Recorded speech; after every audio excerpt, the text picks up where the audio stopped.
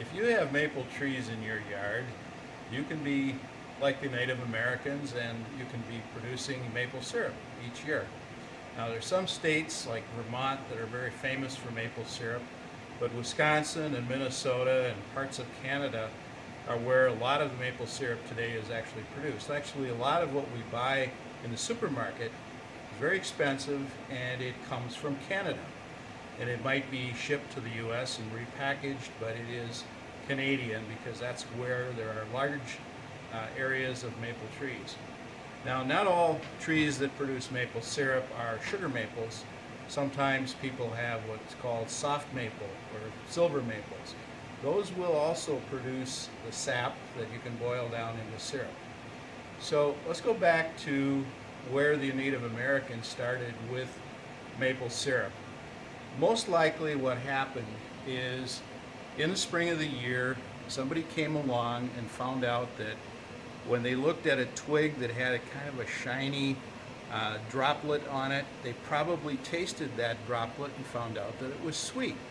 What was happening is a broken twig in the spring would start to leak, and as it leaked, the sap, the water from the sap would evaporate, and what's left behind is the sugar. Well, where does the sugar come from? Well, in the fall of the year, the tree is storing up nutrients so that it has enough energy to produce the leaves for the following year. So what it's doing is it's taking all the rain that comes in the fall and all the energy that comes in the form of the photosynthesis in the tree during the previous summer, and it stores it down in the roots in the form of sugar. And in the spring, when the sun starts getting warm and the days get above 32 degrees, that sugar water starts to flow upward in the tree. It comes up through what's called the sapwood, which is the outer ring of wood in the tree. And each day a little bit flows up, and when it gets down below freezing at night, the water flows back down into the roots. And so over a period of a couple of weeks, flowing up, flowing down, flowing up, flowing down, gradually the tree is preparing itself to bud out and produce leaves. So what we're doing when we tap for maple syrup is we're putting a little hole in the side of the tree. Now the Indians years ago didn't really have the steel drills and everything else that we have today, but they probably just broke a hole in the tree with their hatchets or knives so that it would leak, and then put some buckets or sap buckets with probably using either birch bark or some other utensils under there to catch the sap, and then they learned how to boil that down. So they would boil it down into syrup or to sugar. Sugar is when you continue boiling it past the syrup stage into something that's either like taffy or hard like sugar. Mr. Gmach, how long have you been tapping maple trees, and how many trees do you tap to produce how much sugar, or how much maple syrup? Right now we're producing, we're only tapping about 34 trees. This is definitely a hobby. This is not something that we're doing for profit or to sell. It's being done so that we have maple syrup for our family and some friends. We give a few away here and there. But we try to produce enough so that we have enough maple syrup for the year. So if we produce 5 gallons of sap, or I should say 5 gallons of syrup, 6 gallons, somewhere in there, that's about right. Now we don't have the most efficient cooking system, and we don't use gas anymore. We did use gas a little bit, but gas is kind of expensive. If you're buying LP gas, what's happening is you're basically trading LP gas for syrup, because you could go to Sam's Club and buy syrup, and it would cost you about the same amount as if you boil it down with LP. So we use wood, and we just have an old wood stove that came from northern Minnesota, and we have a tub that my son purchased from someone, the stainless steel tub, and we use that to reduce it down. And when we get to the point where it's almost syrup, we filter it, and then we boil it down some more. It's called the finishing stage. And at that point in time, it might be 2 to 1. In other words, one part of water, one part of syrup. But we do that last finishing on the side burner of the grill. So what we're going to focus on is how you can do this at home without necessarily buying a lot of expensive equipment, because we haven't purchased a lot of expensive equipment. Now, we may, in another year, get a more efficient stove and put up what's called a sugar shack, but we don't have that yet because until this last year I was working. Now that I'm retired, I have a little bit more time to do these sorts of things. So we're going to probably look at building a little sugar shack. So the whole process starts, number one, by cutting wood to make sure that your wood is dry and it's handy, so that when it's time to start boiling down the sap, you've got a good supply of wood, because it takes a lot of wood. The more efficient your burner, the less wood it takes for a certain amount of production. You can imagine taking 40 gallons or 35 gallons of sap and boiling that down to 1 gallon takes a lot of energy. And the wood is something that we have lots of on the farm. We have wood that goes down every year from the wind, and so that dry wood is what we're using. We're not cutting down trees to make wood. We're taking the trees that are already falling down or have fallen down, and we're cutting that up and using that for the burning of the maple sap. So with that, we should go out and take a look at the actual burner, because we have one running right now. And after that, we'll take a little trip out to the woods, and you'll look at what's called a sugar bush. Sugar bush is where you actually have a bunch of trees, maple trees, that you can tap, and the old timers or the people in Vermont call that a sugar bush. Why don't you show them the deer that walked through the maple trees out there last fall? And the deer that's hanging on the wall here is a sugar bush buck. He was in the sugar bush last fall. Shot with a bow and arrow on the 19th of November during gun season. Since he failed to introduce himself, I will introduce this fine gentleman here in front of us. This is George Gmach from Corcoran, Minnesota, and joining us today is his fantastic son, Mike, teaching us about maple syruping. 60 years ago, this area was a pasture, and most of the trees that have grown up in here are relatively young trees, and they were oftentimes trees that just spread by themselves opportunity.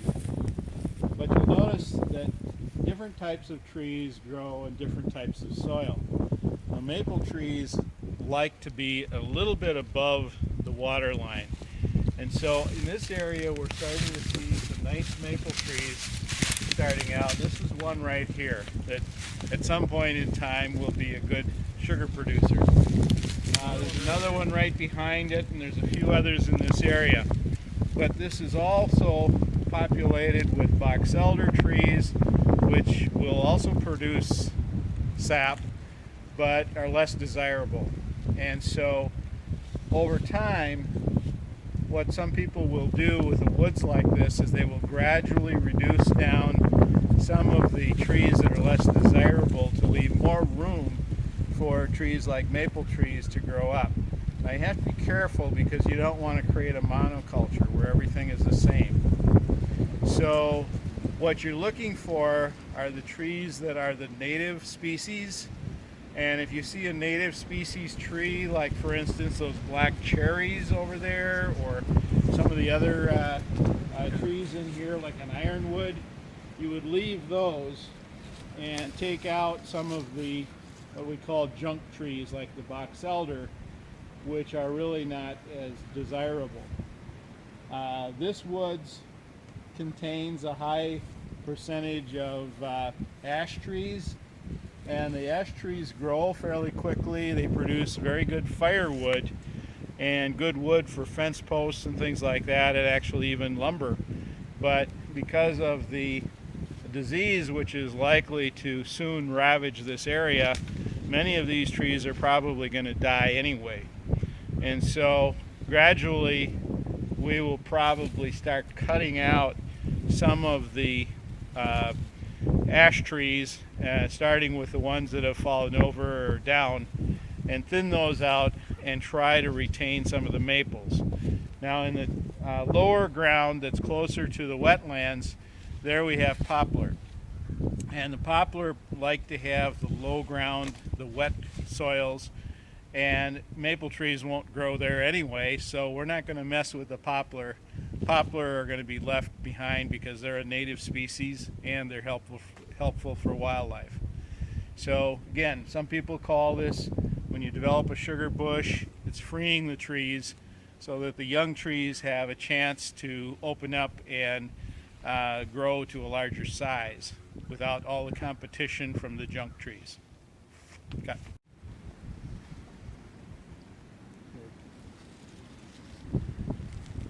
Maple syrup is really slow.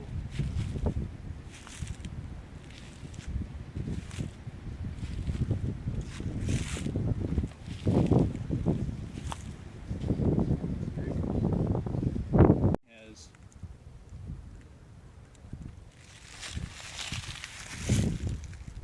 bird or something did that. Yeah, maybe woodpecker of some kind. Opened it up and caused all that sap to come running down. And if you touch that sap, you'll probably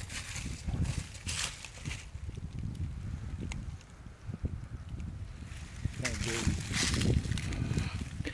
What is this white stuff that's on here? That's probably coagulated. It's a combination of the moss and the sap. But yeah, the little bird made that hole there. And this one has a different type of spiel. It's one that has kind of an open end on it. And you can set that down. So we'll just dump that out like that. And then we'll put it back up. Oh, we got a chunk of ice in there yet.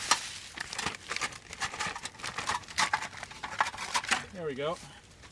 What's this stuff taste like now? It probably tastes pretty good. Sweet. You could make, you can drink it. Yeah. Now what I do with these, because if I leave it on like this, it'll sometimes miss the bag. Oh. And so what I do is I take a piece of stick and just prop it out so that it drops down into the bag properly. Shot down underneath there. No, these You bags can here. see that one's running pretty good today. Now you emptied these what, yesterday? 24 hours They ago? haven't been dumped yet at all. Oh, they haven't. How many days is this been? Well, they've been doing nothing here all week. So this is just now starting. It's been too cold. It's been too cold. It's below freezing. So what I would do is just put the bucket right in the middle here and bring the bags to the bucket one at a time. I can tell you a story. We had a young visitor from China out here one day helping us dump the bags. And he didn't have his lid on tight, and he was walking through the woods, and he had it about 3/4 full. Yep. And he hit one of these trips, and down he went, and it drowned his camera that he had in his pocket. Wow. So it was an unfortunate experience for him, but yeah, you want to keep the lids on tight once you're walking with him. Sure. Because of all the trips. Yeah, And of this course, one's really we've going. had visitors out here. See just how fast that's dripping out. Day like today. What would you guess the temperature is right now, George? Right now, it's probably 50. I said about 50 about noon. Yeah, it's about 50 degrees. It's very, very warm. And so it'll be good for us to clean out these bags and get this home so we can start boiling it down. It's big enough to tap. We just missed it when we went through here the first time, so we're going to put a tap in this one. And you can see here where this one has been tapped 2 previous times. And those holes are pretty well healed shut at this point in time. We're going to go on a different part of the tree when we tap it the next time. I think I'm going to go over here on the southwest corner a little bit and tap it right here. So I'm going to get over here with my drill bit, which is an old-fashioned drill bit. It's called a brace, and the bit is a 7/16 bit with a good sharp bit. I want to make sure it's good and sharp because this is all being done manually. We're not using electricity. And you can also see here's one that's totally healed. This one has been in here probably for a number of years. And so this one's been tapped 3 different times. So we're going to put a tap right here. And I'm going to angle the bit straight into the tree with a slight upward tilt. Now one of the things I'm doing is making sure that my bit is straight. It's not wobbling, because if it wobbles, it's going to elongate the hole. And you can see that I'm hitting some really wet wood right now. It's coming out already. Look at that, dripping right out of there right away. It's coming out of there. How deep do you go, George? And I'm going in about 2.5 inches, and then I'm going to pull it out. I'm going to continue cleaning it out a little bit. So I'll go back in there and do a clean out. So I'm cleaning that hole out, getting all of the shavings out of the hole, and then I'll put a new spiel in there, and we have to have that little rubber mallet. And what we're going to do is we're going to tap it gently. You can hear it.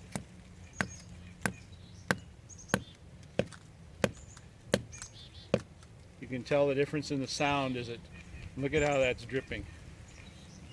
It's already coming out. Wow. So Mike will give you a bag. And that one is running like a faucet. That is about as fast of a drip as you'll ever see. Really? So why didn't you do this last week in this tree? Because we had a lot of other trees. Okay. We had more trees than we had buckets. So this one will fill up rather quickly, and because we're using the better quality tap, we really don't need to use a stick next to it to hold it out. As you can see that this one should be dropping right into the bag. Things you're going to have to learn if you come out of the woods to do this is to tell what a maple tree looks like compared to a basswood or something else. And that takes a little bit of practice, especially when there's no leaves. So if you look up on the tree, you'll see that the bark has a certain amount of smooth character to it near the top, and you'll also be able to tell by experience looking at the branching patterns up there. You'll be able to see that the branches are coming straight out, and you'll get a sense for the appearance of a maple tree just by experience.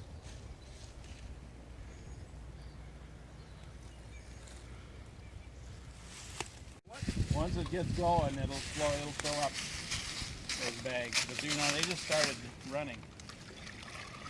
A tree that size, that one back there that Dan just pulled this from, is that one that's fair to put 2 tappers on, or maybe even 3, just based on the diameter? You could put 2 on that. Now that tree is actually sort of beyond its useful life. It's getting to the point where it's starting to go downhill, and the one behind it is even further into decay. That tree is probably well over 200, maybe close to 300 years old. And those are the seed trees that planted all these little trees around us. In fact, we have all these little trees coming up here. These are all maple trees. And right now they're so thick that they can't really do much of anything. The ones that get larger will actually kill off the smaller ones, because in a dry year there won't be enough moisture to keep all of these trees alive. So gradually nature will take care of the thinning process and get rid of some of these smaller maple trees. But if that tree goes down, then the one next to it, which is right now a smaller tree but looks like it's pretty healthy, will get a chance to grow more rapidly, and it'll take its place. Many years ago, it's been a good 60 years since anything has been out here, and you can see that this whole piece of barbed wire is growing right through this maple tree, which grew up right next to the barbed wire and actually surrounded it. Now, what'll happen eventually is this will break off and it'll be inside the tree, and if somebody ever gets a chainsaw in there, they'll find out that there's barbed wire. Now, a number of years ago, an oak tree in this woods went down with the wind. We cut it up, and when we burned the wood, we found embedded about 100-year-old, actually from the 1800s, barbed wire that had been embedded in the oak tree since the 1800s. And it was inside the tree. No one knew it was there until we burned it. Wow. One of the things and one of the problems with having a beautiful woods like this is it's attractive sometimes to people that maybe not as respectful as they should be of someone else's property.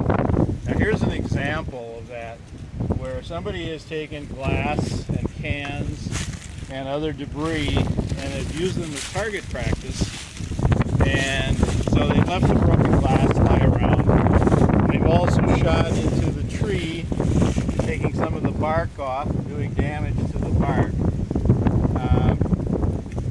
There's not really a good excuse for that.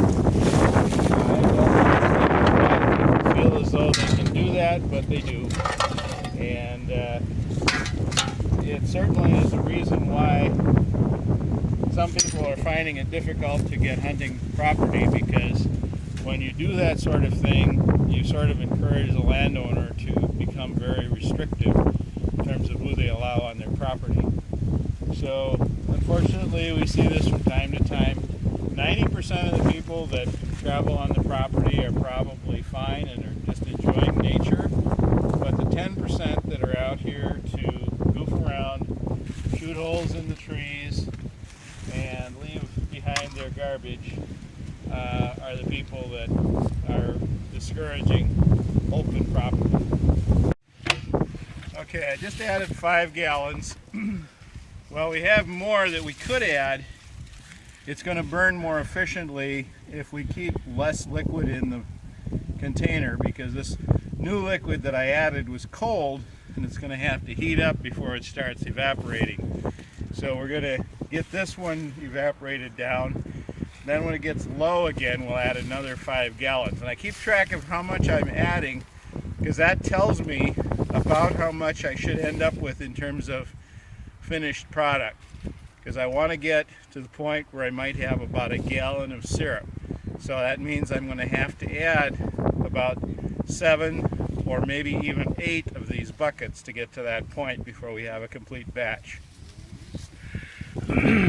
And doesn't the sugar content, well, it'll change from tree to tree, but also change from time of the season? It does a little bit, and I think we've seen it so that in some cases it's around 32 gallons to 1 gallon of syrup, and other times it's closer to 40. It also depends upon whether you're using sugar maples or using soft maples. Sugar maples usually don't take quite as much sap to get down to the actual syrup. Now, how do you actually get the syrup out of there once it's down to syrup? You just take and dip your pancakes in there then, or what do you do? What we're actually going to do is, when it gets down to the point where we have enough here to filter, we're going to filter this into a container. And we're going to use cheesecloth, and we're going to just dump the liquid through the cheesecloth into a finishing container. And at that point in time, it's going to probably be at least 2 gallons of material that are going to go into the container. And that container will then go to the side burner on the stove, and we'll continue cooking it down at that point. At that point, we'll also be monitoring the temperature, because in order for it to be syrup, the temperature has to reach 219 1/2 degrees. Use a candy thermometer? We use an electronic candy thermometer for that. Now that will vary a little bit depending on the pressure of the air. In other words, if you're in a high pressure or low pressure zone, but it'll generally, you can tell also by the consistency and the sound of the crinkling of the surface area in the can, in the pot, because it'll start to get crinkly and you'll hear this little kind of a chink chink chink as the bubbles are starting to turn into sugar. And so that's a sign that you're going to have to watch it fairly closely. And if you don't watch it, it will turn into either carbon, which is what sugar really is, or it will turn into a slowpoke consistency or something else that's less desirable. So if you overcook it, you can always add back a little bit of sap in order to reconstitute what you have. But you want to land at about that 219.5 to 220 degree range. Now you can also check the specific gravity with a hygrometer, or there's also a refractometer test that can be done to tell that you're finished. An experienced person is going to be able to get it really close just by the consistency of the material and the behavior of the foam in the can. When it starts foaming up, that means you're pretty well done. Interesting. So that's how people handled it in the old days when they didn't have the electronic candy thermometer or the hygrometer, that sort of thing. Exactly. They did it by feel and by the consistency of the material, and they could tell when they were at a point when it needed to come out.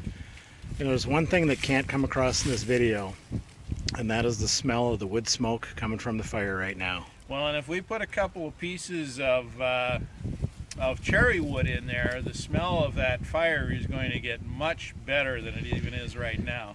Well, the watchers of this video aren't going to get to enjoy that, but maybe I will. Yes. That's going to be a tough piece. It better look easy. How old did you say you were, George? 67. How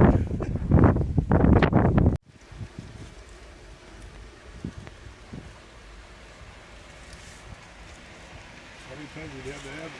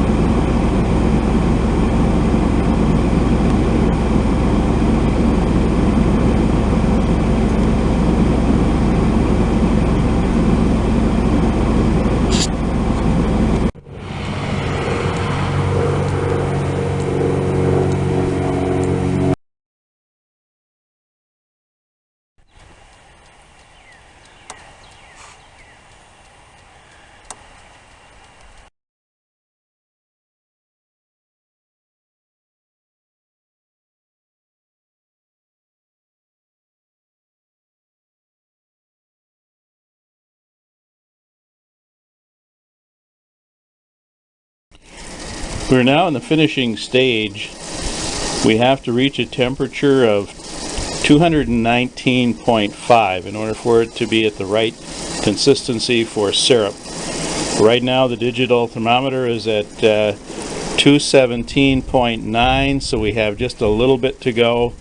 As it gets close to the end, one has to watch it very closely because it does tend to rise at a faster pace. What's happening is the water is boiling out. Water at sea level, normal atmospheric pressure, boils at 212 degrees Fahrenheit. Syrup, which is more dense, boils at a higher temperature. And so we want to get the syrup to a temperature of 219.5. I like to take it to about 220 in order to get a premium quality syrup.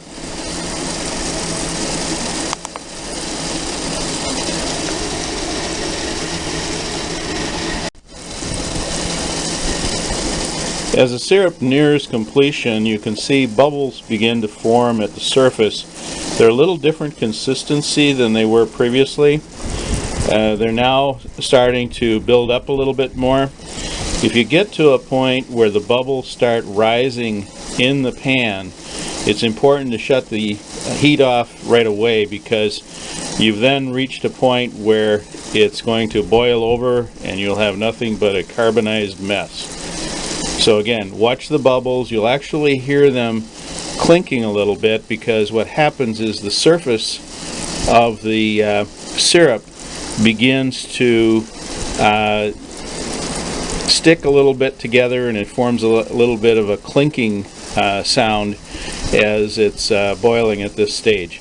We're now at 218.2 degrees, so we're only about 1.8 degrees away from having finished product.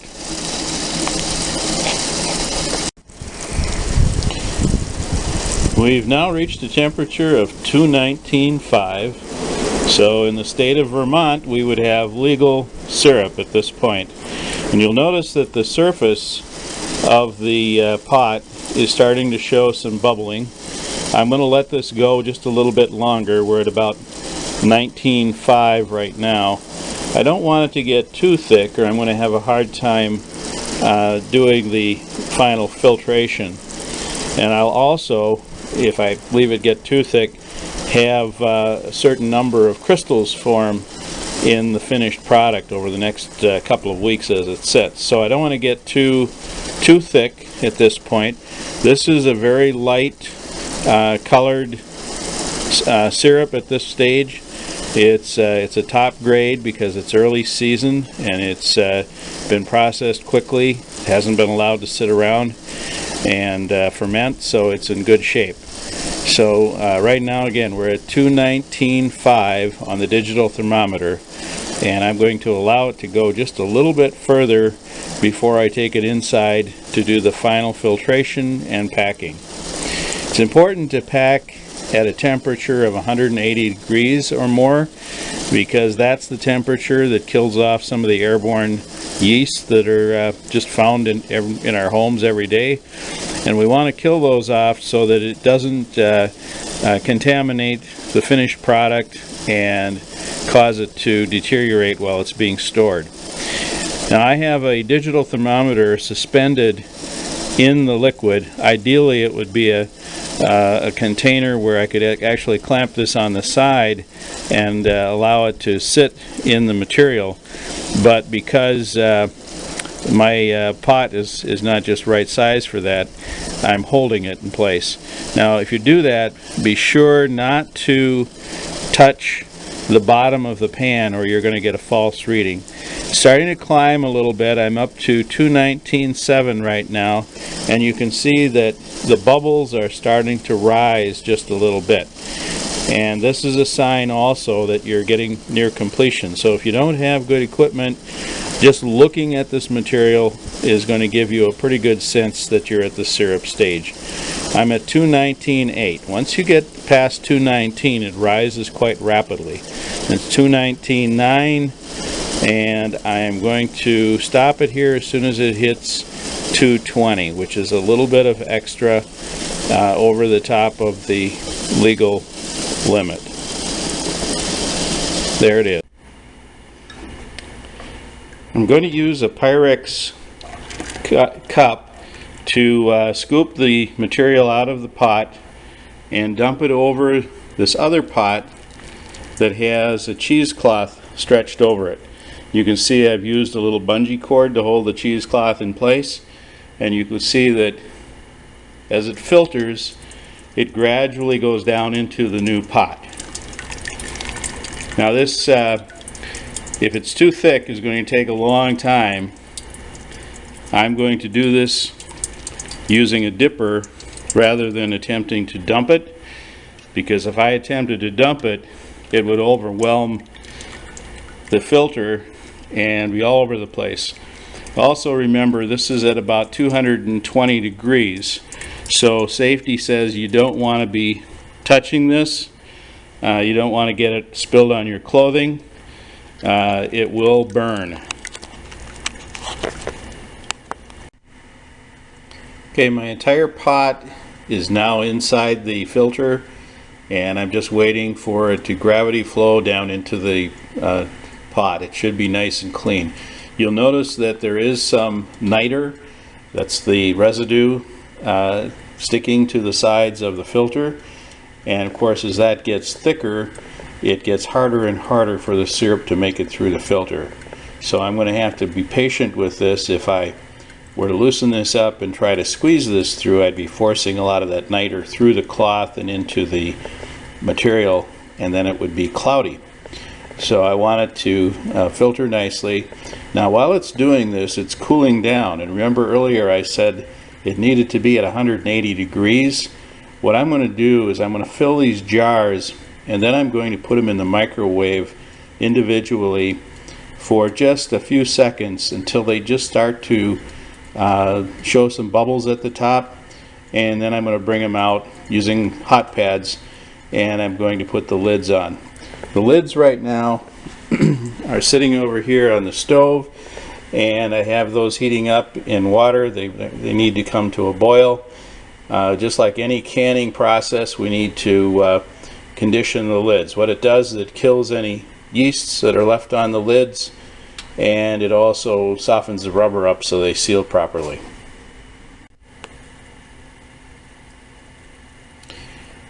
We're almost finished with the filtering process. In order to make it filter a little bit better, I did a little trick by sliding some of the cheesecloth a little bit one way, giving it a little bit of slack on one side and pulling it the other way so that the area that is covered by syrup would get onto a fresh part of the cheesecloth. That way it will go through it a little bit easier. One thing I should mention is that it's very important when washing the cheesecloth, if you're going to reuse it, make sure that you're not putting any scented materials in your laundry. Make sure that you keep all soaps and everything that you're using very scent free. When I use the plastic containers outside, I don't use soap in those to wash them. I use cold water. It's okay to put just a little bit of bleach in those containers, but be very careful not to put so much in that it would leave a residue and a taste. With the other materials, the stainless steel, which is all I use that touches the actual product, all of the stainless steel is easy to wash with soap and water. And sometimes you can scrub it out if it gets a little sticky. Use a little barkeeper's friend powder, and it takes it out very nicely.